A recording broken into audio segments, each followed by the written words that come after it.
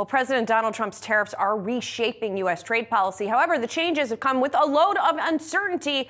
Here with the latest tariff updates, and they are changing moment by moment. Yahoo Finance's Jennifer Schonberger. Hi, Jen. They are. Are you feeling the whiplash, Julie? Yeah. President Trump in the Oval Office right now actually signing executive orders, rolling back some of the pain temporarily on those tariffs. Getting in reports right now that there's going to be a pause on tariffs on Canada and Mexico until April 2nd, so about for a month.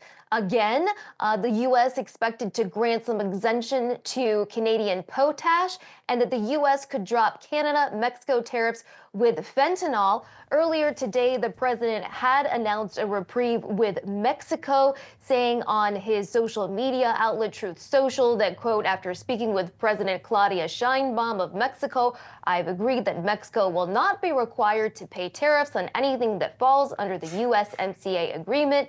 This agreement is until April 2nd. Scheinbaum, for her part, also praised the president, saying we had an excellent and respectful call in which we agreed that our work and collaboration have yielded unprecedented results. Until this moment just now, Canadian Prime Minister Trudeau had been talking with U.S. officials to try to get some relief. All of this, of course, coming just one day after we saw the president offer a reprieve for U.S. automakers for 30 days for those who are car companies that are complying with the USMCA. So lots of fast-moving parts here when it comes to tariffs. Julie? And Jen, I'll take it from here. This other point, which I was talking to Julie about at the top of the show, Treasury Secretary Scott Bessent was making remarks today at the Economic Club of New York. He sounded like he was talking tough on trade there, Jen, but what were the key takeaways there for you? He was, and while Wall Street is concerned about inflation when it comes to tariffs, Treasury Secretary Scott Bessent is not, telling the Economic Club of New York this afternoon that he's not worried about inflation from tariffs, but that we could see a one-time adjustment in prices. Take a listen. Can tariffs be a one-time price adjustment? Yes. While I've agreed not to talk about prospective Fed policy going forward, I would hope that the failed team transitory could get back together and think that nothing is more transitory than tariffs if it's a one-time price adjustment. Now, another reason the Treasury Secretary is optimistic that inflation won't rise is that he says oil prices are dropping now and that the yield on the 10-year Treasury has also been dropping, something that the administration has been targeting and wants to continue to target through its policies.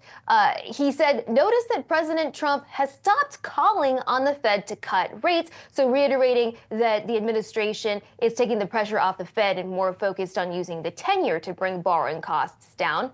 Bessent also addressed reciprocal tariffs, which are expected to kick in on April 2nd, saying if you want to be, quote, a numbskull like Justin Trudeau and say, okay, we're going to do this, then yeah, tariffs are going to go up. But if you want to talk to us, then discussions and deals can be made. Certainly, we saw that just now this afternoon when it came to Canada on taxes. Bessent doubling down on the president's proposal to make full expensing for capital equipment retroactive for January 20th. He also said something that's under consideration is having full expensing of factories and equipment. And one rumor that Bessent put to rest was not consolidating financial regulatory agencies. Instead, he's looking to use FSOC, the Financial Stability Oversight Council, which the Treasury Secretary leads, to try to coordinate amongst financial regulatory agencies for regulating banks. He says, quote, we want them to all be singing from the same song sheet.